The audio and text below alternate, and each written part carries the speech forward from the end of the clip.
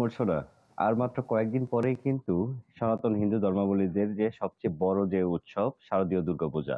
এই দুর্গাপূজাকে কেন্দ্র করে ইতিমধ্যেই কিন্তু তাদের মধ্যে সাজসজ্জা বিরাজ করছে এবং তারা কিন্তু ব্যাপক উৎসাহ উদ্দীপনার মধ্য দিয়ে এই যে পুজোটাকে তারা স্বাগত জানানোর জন্য অধীর আগ্রহে বসে রয়েছেন।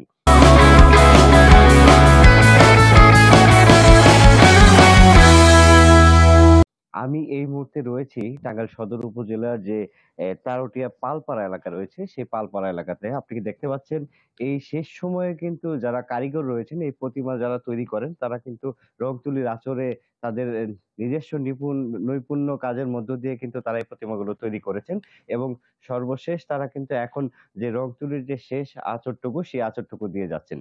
শুধু এই তারুটিয়ার পালপাড়া নয়, টাঙ্গাইল জেলার ১২টি উপজেলার প্রায় ১২০০ পূজা মণ্ডপে কিন্তু এই বিভিন্ন মন্দিরে মন্দিরে কিন্তু এই প্রতিমাগুলো তৈরি হচ্ছে এবং এই প্রতিমায় কিন্তু একমাত্র এই যে শারদীয় দুর্গোৎসব হিন্দু ধর্মাবলম্বী যারা রয়েছেন তাদের কিন্তু ভক্তি শ্রদ্ধার এই যে সবচেয়ে বড় যে জায়গাটি সেই প্রতিমাগুলোই কিন্তু তৈরি হচ্ছে এবং টাঙ্গাইলের যে জেলা প্রশাসন রয়েছে এবং টাঙ্গাইলের যে পুলিশ সুপার রয়েছে তিনি জানিয়েছেন যে টাঙ্গাইলে এবছর শান্তিপূর্ণভাবে এই দুর্গোৎসব শেষ করার জন্য তারা ৩ স্তরের নিরাপত্তা বিশিষ্ট কিছু নিরাপত্তা ব্যবস্থা গ্রহণ করেছেন। এছাড়াও যে টাঙ্গাইলের যে জেলা উপজেলা পর্যায়ে যারা হিন্দু ধর্মাবলম্বীদের যে নেতা রয়েছেন তারাও কিন্তু তারা নিজস্বভাবে কিছু স্বেচ্ছাসেবী সহ নিজেরাই কিন্তু মাঠে রয়েছেন যাতে কোনো ধরনের উচ্ছৃঙ্খলতা বা বিশৃঙ্খলা কোনো সৃষ্টি না হয়।